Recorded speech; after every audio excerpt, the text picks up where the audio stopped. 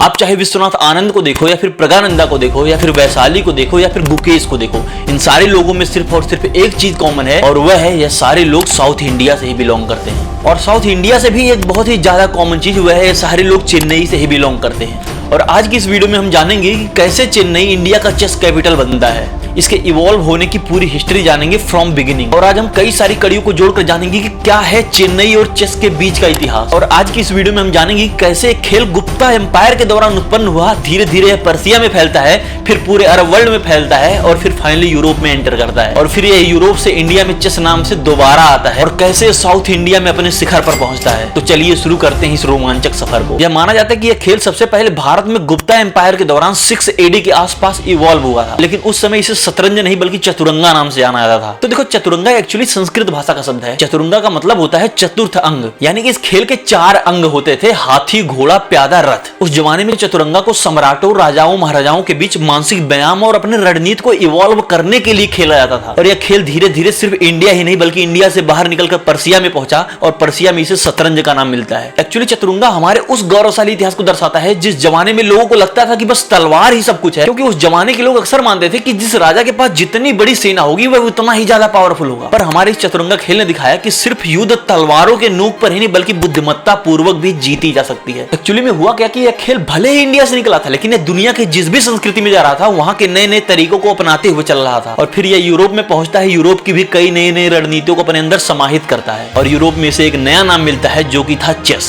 विशेष रूप से 15वीं सेंचुरी तक यह खेल यूरोप में एक मेजर गेम बन गया था। और यह खेल जब यूरोप पहुंचता है तो इस खेल के नियमों में यूरोप में बहुत ही बड़े बड़े बदलाव होते हैं। पहले जहां इन चारों यूनिटों का पावर बराबर था, वहीं यूरोप में रानी और हाथी की शक्तियों को बढ़ा दिया गया। और इन्हीं सारी बदलावों से यह गेम और ज्यादा रोचक हो गया, जिससे इस गेम की लोकप्रियता और बढ़ती गई। अरब और यूरोप में शतरंज के बढ़ते हुए कदमों ने इस गेम की नई ऊंचाई को छुआ। पर्सियन और अरेबिक टेक्स्ट में शतरंज की पहली लिखावट मिलती है। कलीला, दिमना और शाहनामा जैसे पर्सियन ग्रंथों में इसके कई सारे जिक्र मिलते हैं। और यह लिखावट इस बात का प्रमाण है कि यह खेल सिर्फ भारत से बाहर ही नहीं गया, कई सारी संस्कृतियों को अपने अंदर समाहित भी किया। यूरोप में शतरंज की शुरुआत स्पेन और इटली से हुई थी। यूरोप में यह मुस्लिम कैलिफेट्स के माध्यम से पहुंचा था। यहाँ से यह पहले फ्रांस, फिर इंग्लैंड, फिर जर्मनी में भी फैला। और फिर 15वीं 16वीं शताब्दी के बीच यह खेल यूरोप के राजाओं महाराजाओं द्वारा खेले जाने लगा, जिससे इस खेल को यूरोप में बहुत ही ज्यादा प्रसिद्धि मिली। यूरोप के राज दरबारों में शतरंज को एक विचार विमर्श का माध्यम बनाया गया। यूरोप के कई सारे मंत्री और सेनापति यह खेल को आपस में खेलकर अपने मानसिक व्यायाम किया करते थे। और फिर यूरोप, अरब, पर्सिया में सफलता प्राप्त करने के बाद यह खेल दोबारा से भारत में लौटती है। लेकिन जब यह खेल इस बार भारत आई तो यह चतुरंग नहीं बल्कि शतरंज या फिर चेस के नाम से भारत में आई और अपने साथ कई सारे नई नई बदलावों को लेकर आई। और फिर ब्रिटिश साम्राज्य के दौरान भी यह खेल भारत में बहुत ही ज्यादा पॉपुलर हुआ। कई सारे ब्रिटिश ऑफिसर और यहाँ के लोकल कई सारे किंग्स आपस में मानसिक व्यायाम के तौर पर इस खेल को खेला करते थे। फिर धीरे धीरे समय बीतता गया, भारत के कई सारे शहरों में चेस के क्लब्स बनने लगे, जहां पर लोग इस खेल को सिर्फ सीखते ही नहीं बल्कि खेलते भी थे। और यह वही समय था जब भारत में शतरंज का पुनर्जन्म हुआ था। कई सारे नए नए खिलाड़ी निकले थे और यह क्लब ब्रिटिश ऑफिसर्स और यहाँ के लोकल राजाओं के बीच का एक संवाद का माध्यम बना था। ब्रिटिश टाइम पीरियड में भी चेस के कई सारे प्रतियोगिताओं का आरंभ किया गया, जिसमें अक्सर प्रतियोगिता एक ब्रिटिश और एक इंडियन व्यक्ति के बीच में होती थी। लेकिन सबसे बड़ा ब्रेक थ्रू तब मिला जब चेन्नई के विश्वनाथ आनंद ने पूरी दुनिया को दिखा दिया कि भारत में चेस की उत्पत्ति हुई थी और भारत ही दुनिया को लीड करेगा। विश्वनाथ आनंद, जो प्यार से वीसी नाम से जाने जाते हैं, उन्होंने 1987 में वर्ल्ड जूनियर चेस चैंपियनशिप जीतकर अपनी सबसे पहली सफलता अर्जित करी। और फिर 2000 में विश्वनाथ आनंद जी वर्ल्ड चैंपियन बनकर पूरे भारतीयों का सीना गदगद कर दिया। और फिर आनंद जी के वर्ल्ड चैंपियन बनने के बाद धीरे धीरे भारत में शतरंज की लोकप्रियता और बढ़ती गई। अनेक नए खिलाड़ी आए। हम्पी कोनेरो, हरिका ने अंतरराष्ट्रीय स्तर पर अपना दमखम भी दिखाया। हम्पी कोनेरो जो आंध्र प्रदेश से बिलोंग करती, इन्होंने 2002 में ही ग्रैंड मास्टर का दर्जा प्राप्त कर लिया था। इन्होंने 2008 में वुमेन वर्ल्ड चेस चैंपियनशिप में सिल्वर मेडल भी जीता था। हरिका द्रोणावल्ली, यह भी आंध्र प्रदेश से ही है। इन्होंने अपने उत्कृष्ट प्रदर्शन के दम पर कई बार भारत को गर्वान्वित महसूस कराया। हरिका ने अनेक बार वुमेन वर्ल्ड चेस चैंपियनशिप में अच्छे प्रदर्शन के दम पर कई सारे मेडल जीते। उन्होंने 2011, 2013, 2015 के वुमेन वर्ल्ड चेस चैंपियनशिप में कई बार इन्होंने ब्रॉन्ज मेडल जीता। और आज ये कहना गलत हुआ कि आज हरिका सिर्फ भारत में ही नहीं बल्कि दुनिया के कई सारे हिस्सों में कई सारे फीमेल चेस प्लेयर्स की इंस्पिरेशन होगी। और इन सारी महिलाओं के अलावा भी भारत के अनेक सारे शतरंज खिलाड़ियों ने वर्ल्ड स्तर पर अपनी छाप छोड़ी है। भास्करन, अभिमान, विदित गुजराती, एस.एल. नारायण जैसे कई सारे अंग खिलाड़ी भारतीय नए शतरंज के चेहरे हैं। इन्होंने अंतर्राष्ट्रीय स्तर पर भी अपना दमखम खूब दिखाया है। इन सबके बीच भारत में शतरंज के विकास और परीक्षण के लिए कई सारी संस्थाएं और क्लब्स काम कर रही हैं। AICF, All India Chess Federation के अलावा अनेक स्टेट लेवल के चेस एसोसिएशन इस खेल को पॉपुलर करने के लिए अपने लेवल पर पर ही काम कर रहे हैं। हमारा इंडिया प्राचीन काल से ही ज्ञान विज्ञान का एक बहुत ही प्रमुख केंद्र रहा है। चाहे आप हमारे गुरुकुल शिक्षा पद्धति को देखो या फिर हमारे नालंदा या फिर तक्षशिला विश्वविद्यालय को देखो, और इन्हीं सारे ज्ञान का एक प्रमुख हिस्सा है शतरंज। और अगर हम डेडिकेटली साउथ इंडिया की बात करूं तो मैं आपको बता दूं कि साउथ इंडिया ने हमें कई सारे वर्ल्ड चैंपियन दिए हैं चेस के फील्ड में, जिनमें से सबसे प्रमुख नाम है विश्वनाथ आनंद। विश्वनाथ आनंद जी का जन्म 11 दिसंबर 1969 को मयिलादुथुराई, जो कि तमिलनाडु में एक जिला है, वहां पर हुआ था। आनंद जी ने शतरंज की शिक्षा अपने माता पिता से प्राप्त की थी। बचपन से ही इन्होंने अपना जौहर चेस में दिखाना शुरू कर दिया था। आनंद जी ने अपने खेल के माध्यम से भारत को विश्व स्तर पर कई बार सम्मानित महसूस कराया। आनंद जी के बाद भी साउथ इंडिया से कई सारे खिलाड़ी उभर कर आए, जैसे प्रज्ञानंदा, डी गुकेश, आर वैशाली जैसे कई सारे नए चेहरे ने आज शतरंज की कायनात में अपना लोहा मनवाया। प्रज्ञानंदा जो एक युवा ग्रैंड मास्टर, इन्होंने कई बार अंतरराष्ट्रीय मंचों पर कई बार शानदार प्रदर्शन किया। 2016 में इन्होंने फाइड वर्ल्ड यूथ चैंपियनशिप में गोल्ड मेडल जीता था। डी गुकेश एक अन्य ग्रैंड मास्टर जो कि आल्सो साउथ इंडिया से ही है। गुकेश ने भी 2019 में 12 साल 7 महीने और 17 दिन की उम्र में ग्रैंड मास्टर का दर्जा प्राप्त कर लिया था, और यह सफलता उनके मेहनत और उनके प्रतिभा का प्रमाण है। आर वैशाली जो कि एक महिला ग्रैंड मास्टर है, इन्होंने भी अपने उत्कृष्ट प्रदर्शन के दम पर अंतरराष्ट्रीय स्तर पर कई बार प्रभावित किया। चाहे प्रज्ञानंदा हो, चाहे गुकेश हो, या फिर वैशाली हो, या फिर विश्वनाथ आनंद हो, आपने जितने भी बड़े बड़े चेस प्लेयर्स देखे होंगे, मैं आपको बता दूं कि उन सारे इंडियन प्लेयर्स में एक चीज कॉमन है, जो कि इनका कुछ ना कुछ रिलेशन तो चेन्नई के साथ जरूर है, और इसी वजह से चेन्नई को चेस कैपिटल ऑफ इंडिया के नाम से जाना जाता है। अभी आपके मन में सवाल उठ रहा होगा कि यार चेन्नई में ऐसा अलग क्या है जो बाकी इंडिया में नहीं। तो मैं आपको बता दूं कि चेन्नई हमारे देश का इकलौता ऐसा जगह है जहां पर आज भी चेस का टूर्नामेंट्स होते हैं। मैं आपको बता दूं कि ये टूर्नामेंट कोई बड़े स्केल के नहीं होते हैं, पर जब बच्चा स्कूल में जाता है तभी से बच्चों को वहां पर चेस खिलाना शुरू कर देते हैं, जिससे वहां के छोटे छोटे बच्चों के दिमाग में भी चेस के प्रति आकर्षण बढ़ने लगता है, और धीरे धीरे उन्हीं सारे बच्चों में से कई सारे बच्चे एक अलग ही प्रतिभा लेकर आते हैं। और दूसरी बात, चेन्नई की गली गली में चेस के टूर्नामेंट्स होते हैं, और मैं आपको बता दूं कि चेन्नई के इन टूर्नामेंट्स का जाल सिर्फ चेन्नई ही नहीं बल्कि पूरे साउथ इंडिया को अपने अंदर समेटे हुए है। अब जाहिर सी बात है, किसी छोटे से बच्चे को बचपन से ही चेस के प्रति प्रेरित किया जाएगा, उसे स्कूल के दौरान ही चेस का प्रशिक्षण मिलेगा, उसके गांव और छोटी छोटी गलियों में भी जब चेस के टूर्नामेंट्स होंगे तो जाहिर सी बात है वह बच्चा चेस तो खेलेगा ही, और वह चेस सिर्फ खेलेगा ही नहीं बल्कि अंतरराष्ट्रीय स्तर पर भारत को रिप्रेजेंट भी करेगा। अब आप सोचो कि हमारे चेन्नई जैसे सिर्फ एक शहर ने अगर चेस को इतना बदल दिया, तो सोचो अगर हमारा पूरा देश ही अगर चेस के पीछे पड़ जाए तो फिर हम चेस में क्या नहीं कर सकते हैं। मैं आपको बता दूं कि चेन्नई, हैदराबाद, बेंगलुरु जैसे कई सारे साउथ के शहरों में चेस की एकेडमीज हैं, और इन्हीं एकेडमीज के द्वारा बच्चों को बचपन से ही चेस का प्रशिक्षण दिया जाता है। तमिलनाडु स्टेट चेस एसोसिएशन और कर्नाटका स्टेट चेस एसोसिएशन की मदद से साउथ इंडिया में कई सारे चेस टूर्नामेंट का आयोजन करवाया जाता है, जिससे इन सारे प्रदेशों की कई सारी प्रतिभाएं निखर कर बाहर आती। चेन्नई जो विश्वनाथ आनंद जी का घर है, वह साउथ इंडियन शतरंज का एपिसेंटर बन गया है। उनके यहाँ कई सारे बच्चे, चाहे प्रज्ञानंदा हो, वैशाली हो, या फिर गुकेश हो, ये सारे बच्चे उनके यहाँ आकर उनसे मार्गदर्शन लेते हैं। Tamil Nadu state chess championship south Indian शतरंज के कैलेंडर का एक महत्वपूर्ण अंग बन गया। साउथ इंडिया में अक्सर अंतरराष्ट्रीय ग्रांड मास्टर टूर्नामेंट्स का आयोजन किया जाता है, जो कि साउथ इंडिया को एक शतरंज हब के रूप में प्रतिष्ठित करता है। और जाहिर सी बात है, अगर कोई खेल किसी शहर की जनता के दिलों में बस गया तो उस खेल का विकास होना तय है, और इसी वजह से आज साउथ इंडिया पूरे चेस वर्ल्ड को लीड कर रहा है। गाइस, हमें एक वीडियो बनाने में 4 से 5 दिनों का समय लग जाता है, और आपको एक सब्सक्राइब करने में 1 भी सेकंड से कम का समय लगता है यार। तो सब्सक्राइब कर दो ना अगर आपको कंटेंट पसंद आ रहा है तो।